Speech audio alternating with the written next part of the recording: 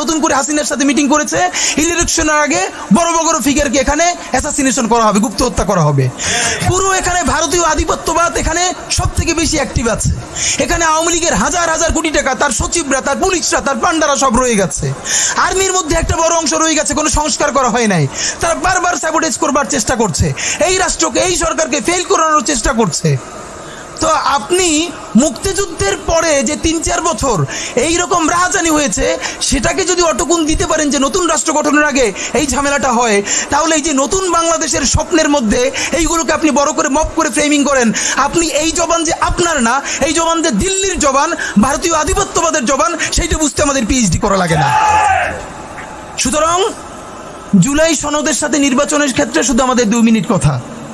নির্বাচন হতে হবে। আমি একটু ভদ্রতার সাথে এবং শ্রদ্ধার সাথে বিনয় আমি জানাচ্ছি যে ভাইরা যেটা বলেছেন সকল দল মিলে আগামী 20 বছর নির্বাচন না হোক, না, এটা আমরা চাই না। আমরা নির্বাচন চাই। মানুষ গত 16 বছরে ভোট দিতে পারে নাই। মানুষ আনন্দ নিয়া শীতের সকালে বাচ্চা কাচ্চাকে কুয়াশার মধ্যে লাইন দিয়ে দাঁড়াই থাকবে, ভোট দিবে। আমরা সেই বাংলাদেশ দেখতে চাই। আমরা নির্বাচন চাই, নির্বাচন হতেই হবে। এই নির্বাচনকে বানচাল করবার জন্য দিল্লি থেকে শুরু করে আওয়ামী লীগ হাজার হাজার কোটি টাকা নতুন করে এখানে বিনিয়োগ করছে। নির্বাচন লাগবে। তবে আমাদের প্রশ্ন হলো, সেই নির্বাচনের ম্যান্ডেট হবে কি? এখানেই আমাদের কথা। কোনো ধরনের আপোষ ছাড়াই নতুন নির্বাচন হইতে হবে জুলাই সনদের ভিত্তিতে। এইটাই আমাদের কথা।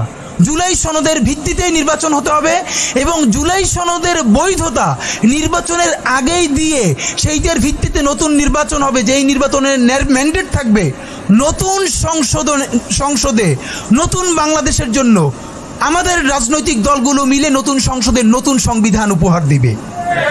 যেই সংবিধান 72-এর বাকশালী সংবিধান, ফ্যাসিবাদী সংবিধান, যেই সংবিধানের কোনো ম্যান্ডেট ছিল না বাংলাদেশ রাষ্ট্রের সংবিধান করবার, কারণ তারা পাকিস্তান রাষ্ট্রের মধ্যে শপথ নিয়ে পাকিস্তান রাষ্ট্রের জন্য সংবিধান প্রণয়নের কথা বলেছিলেন, কিন্তু বাংলাদেশ রাষ্ট্রের কোনো ম্যান্ডেট তাদের কাছে ছিল না। তারপরে তারা সংবিধান রচনা করেছেন, এরপরেও তারা একটা সেই সংবিধানকে লেজিটিমেট করবার জন্য একটা গণভোট দেন নাই। এরপরে যারা 73-এর একটা ভোট চোরের নির্বাচন দিয়েছে, সেই 73-এর নির্বাচনের ভোটের ইশতেহারের মধ্যেও তারা এই সংবিধানকে তারা লেজিটিমেসি দেন নাই, ইশতেহারে রাখেন নাই। সেই সংবিধানকে যুগের পরে যুগ আমরা বয়ে বেড়াবো, সেই দায়বদ্ধতা তো আমাদের নাই। এবং সেই সংবিধান কেমন ফ্যাসিস্ট সংবিধান করা হয়েছে, যেইটার সাংবিধানিক ভিত্তি দিয়েই আপনি একটা কথা বলতে পারবেন। এই যে সবাই বলে আইনের কথা, বলেন তো পারলে একটা কথা, হাসিনা কোনটা বেআইনি কাজ করছে? না, হাসিনা একটাও বেআইনি কাজ করে নাই। সে সমস্ত হত্যা, গুম, খুন এই সংবিধানের আইনের ভিত্তিতেই করছে। সে এই সংবিধানকে ডাস্টবিন বানিয়ে তত্ত্বাবধায়ক সরকার বাতিল করেছে, যা ইচ্ছে করে তাই করেছে। এবার তো সে তো বেআইনি কিছু করে নাই, কথা তো সত্য। আমার বিএনপির ভাইদের প্রতি শুধু একটা আফসোস লাগে, কারো কারো দেখি 72-এর সংবিধানের প্রতি তাদের কি গভীর প্রেম। যেই সংবিধানের মধ্য দিয়ে বাকশাল এসেছে, যেই সংবিধান গণতন্ত্র হত্যা করেছে। আজকে বিএনপির ভাইদেরকে একটা কথা বলি, আপনারা হয়তো অনেকে জানেনও না। পৃথিবীতে দ্বিতীয় ইতিহাস আছে কিনা মান্না ভাই জানলে বলবেন, আমি ভাইয়ের কাছ থেকে শুনতে চাইব। জিয়াউর রহমান তো একজন সামরিক শাসক ছিলেন। একজন সামরিক শাসক সামরিক ফরমান জারি করে দেশে গণতন্ত্র ফিরেছে, পৃথিবীতে এই নজির নাই যেটা জিয়াউর রহমান করছেন। আপনারা কি জানেন? এই যে জিয়াউর রহমান গণতন্ত্র ফিরাইলেন, যার মাধ্যমে আওয়ামী লীগও রাজনীতি করার সুযোগ পাইল বাকশালের পর, সেটা কিসের মধ্য দিয়ে? তখন তো সংসদ নাই, সংবিধান তো সংশোধনও করা যাইতেছিল না। কিসের মধ্য দিয়ে? জিয়াউর রহমানের সামরিক ফরমানের মধ্য দিয়ে। পৃথিবীর একমাত্র একজন সামরিক শাসক যিনি ফিল করলেন না, সামরিক পন্থা দিয়ে করা যাবে না, গণতন্ত্রে ফিরতে হবে। এবং দেখেন হাসিনারে এবং আওয়ামী লীগের চরিত্রটাই হলো এইরকম, এর যে একটু ভালোবাসে তার এসে হত্যা করে। শহীদ প্রেসিডেন্ট জিয়াউর রহমান শেখ হাসিনাকে দেশে আসার অনুমতি দিছিলেন, সুযোগ দিছিলেন এবং বলছে থাক সবাই রাজনীতি করুক। আসার 1 মাসের মধ্যে জিয়াউর রহমান শহীদ হয়ে গেছে, 13 দিনের মধ্যে। এবার দেখেন এই যে আমরা এখন যারা সবাই করতেছি, সুতরাং এটা একটা বিষ। এই বিষের সাথে আমরা কিভাবে লড়াই করব? জাতীয় ঐক্যমত্য তৈরি করতে হবে। সুতরাং পলিটিক্যাল পার্টি এবং সবার প্রতি একটা কথা, প্লিজ আপনারা বিএনপিকে শতভাগ কর্নার করে দিন না। বিএনপি এই আধিপত্যবাদ বিরোধী লড়াইয়ের জন্য আমাদের একটা বড় শক্তি। এই শক্তিকে এত বেশি কর্নার করা যাবে না যাতে তারা গিয়ে আওয়ামী লীগের হাত ধরে ফেলে। তারা যদি আওয়ামী লীগের হাত ধরে ফেলে তাহলে লড়াইটা তো আমাদের জন্য আরো কঠিন হয়ে যাবে। বরং বিএনপির প্রতি আমাদের চ্যালেঞ্জ হলো, যেই বিএনপি বাকশালী সংবিধানের প্রতি প্রেম দেখাবে, তার শহীদ জিয়ার ছবিটা সামনে এনে বলতে হবে যে এই বাকশালী সংবিধান তো জিয়াউর রহমানই ছুঁড়ে মারছিল। বেগম জিয়া বলেছেন এই সংবিধানকে ছুঁড়ে ফেলা হবে। ওমা এখন বেগম জিয়ার চেয়েও নতুন বিএনপি আসছে, বেশি প্রেমের বিএনপি। যেই শহীদ প্রেসিডেন্ট জিয়াউর রহমান ইসলামোফোবিক জায়গা থেকে বাংলাদেশের মুসলমান, বাঙালি মুসলমান সব আইডিয়াকে ধারণ করে বাংলাদেশের জাতীয়তাবাদ তৈরি করলেন। এখন একটা নতুন বিএনপি গজাচ্ছে, কেউ চেষ্টা করতেছে পুরো বিএনপিটাকে একটা ইসলামোফোবিক বিএনপি করা। এ কি ভাই, ইসলামোফোবিক বিএনপি সে কোথায় যাবে? সে কি দিল্লি যাইতে চায়? আমরা আমাদের প্রথম চ্যালেঞ্জ হলো স্বাধীনতা সার্বভৌমত্ব রক্ষার স্বার্থে এই বিএনপিকে শহীদ জিয়ার কাছেই রাখতে হবে, এই বিএনপিকে বেগম জিয়ার কাছেই রাখতে হবে। নাম্বার 2, আমাদের সামনের নির্বাচনে ম্যান্ডেট কি হবে এইটা সুস্পষ্ট। জুলাই সনদের ভিত্তিতে যদি নির্বাচন না হয়, এই নির্বাচন আপনারা চাইলে করেন, আমরা কেউ ভোট দিতে যাব না। নাম্বার 3, সেই নির্বাচনের পরে সংসদের ম্যান্ডেট কি হবে? সংসদে জুলাইয়ের বর্তমান সনদে যেটা স্বাক্ষরিত হবে সবার ঐক্যমত্যের ভিত্তিতে, এটা নির্বাচনের আগে মানে সংবিধান সংশোধন করা ছাড়াই অধ্যাদেশের বলে বলে যেটা করা সম্ভব সেটা আগেই করে ফেলতে হবে এবং তাকে দিয়ে নির্বাচন করাইতে হবে।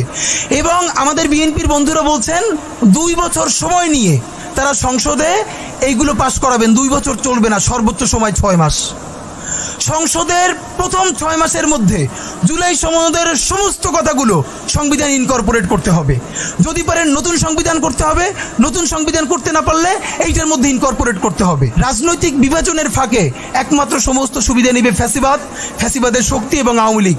আমরা আমাদের জীবন থাকতে বাংলাদেশের মাটিতে ভারতীয় আধিপত্যবাদ থেকে শুরু করে আর কোনো বিদেশি আধিপত্যবাদ, হাসিনা এবং ফ্যাসিবাদকে মেনে নিব না। এবং আমরা যদি শহীদ হয়ে যাই, আমাদের সন্তানেরা লড়বে, তার সন্তানেরা লড়বে।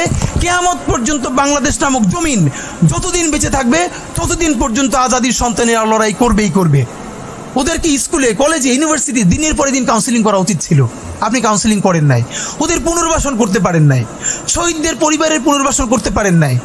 এখন এই ছেলে মেয়েগুলো দেখে যে এই রক্তের মধ্য দিয়া সে চিরতরে অন্ধ হয়েছে, পঙ্গু হয়েছে, এখন তারপর ন্যূনতম বিচারই শুরু হয় নাই। বিচার নাই, সংস্কার নাই, সে বরং দেখতে পাইতেছে সেই আগের পুরনো আওয়ামী লীগ জিকে বসতেছে, যাতে তার মনে হইতেছে সে যে এবার অন্ধ হয়ে বাইচে আছে সেটাও হয়তো বাইচে থাকতে পারবে না, এবার হয়তো তাকে হত্যা করে ফেলা হবে। সেই রিয়াকশনে সে কাউকে গালি দিচ্ছে। এই গালিকে আপনার এত অপবিত্র মনে হয়, কিসের সাথে তুলনা দেন? গত 15 বছর যার তুলনা একমাত্র জাহান্নামের সাথে হইতে পারে। তো আপনারা কি বুঝাইতে চান আমাদেরকে? এগুলো মনে করেন আমরা বুঝি না? নাম ধরে বললে পলিটিক্যাল পার্টিগুলো বেশি প্রেশার ফিল করে। আমার হেড বিভিন্ন টিভি থেকে ফোন করে বলে, ভাই আপনার সাথে তো অমুক দলের অথবা অমুক দলের কেউ আসতে চায় না। এখন এই জন্য আমার কি হয়েছে, তারা যাতে একটু ট্রাস্ট পান, একটু কনফিডেন্স পান, এই জন্য কথার উত্তর দিই না। আমার এক বড় ভাই টকশোতে বললেন, তুমি থাক, ওনারা মুরব্বী মানুষ, তুমি যদি 2 শব্দ কম বলো তোমার জীবন পইরিয়াছে, কিছু হবে না। তাই ওনাদেরকে 2 শব্দ কম বলতে বলতে ওনারা এমনই হয়েছে, ওনারা মাইনাই নিতে পারে না যে এই বাচ্চারা না থাকলে ওনারা যে এখনো জেলে থাকতো অথবা বাড়ি বাড়ি পালাইতো, এইটা ওনাদের ভুলেই গেছে 1 বছরে। তো সেই বাচ্চার গালিগালাজরে আপনার এত খারাপ লাগে? আমি বলেছি সমস্ত গালিগালাজ বন্ধ হয়ে যাবে। আমি এখন আপনারা চাইলে, আমার কাছে একাডেমিক থিসিস আছে কেন গালি দেওয়া যাবে। শুধু গালি দেওয়াই যাবে না, এই গালি কেন বৈধ এমনি তো বলা যাবে না, যে একাডেমিক থিসিস আছে। আমি আন্দাজে কথা বলি না, আমি একটা বিশ্ববিদ্যালয়ে পড়াইও। তো এইটা আমি বলতে চাই না, তখন আবার বলবেন যে গালিকে প্রমোট করে।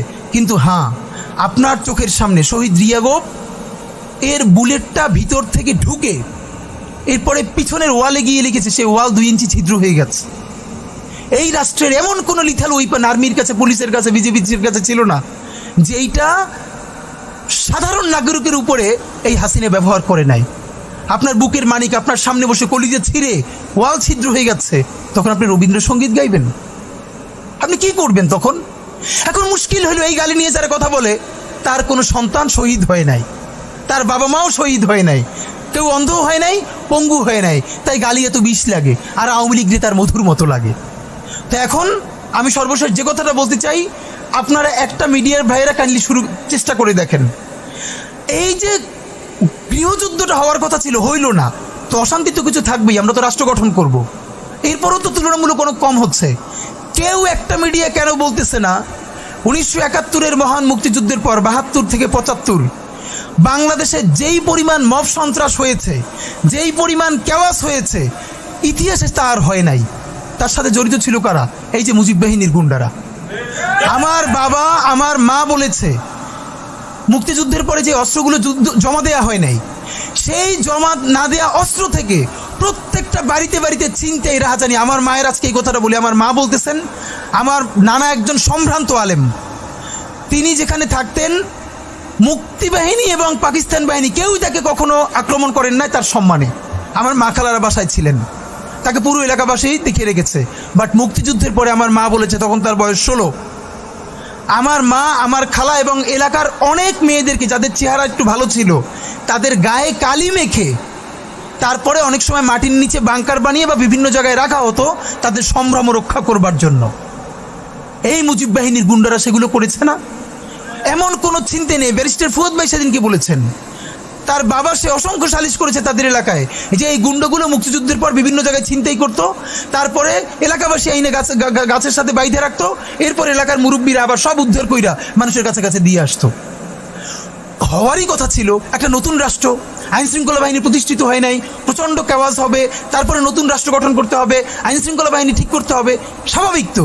তাহলে মুক্তিযুদ্ধের পরের কেওয়াজ যদি আপনার কাছে মব না হয়, তাহলে এরকম তুমুল গণহত্যার পরে যখন গৃহযুদ্ধ হয়ে যাওয়ার কথা সেইটা হয় নাই, বরং এখনো এখানে এস আলম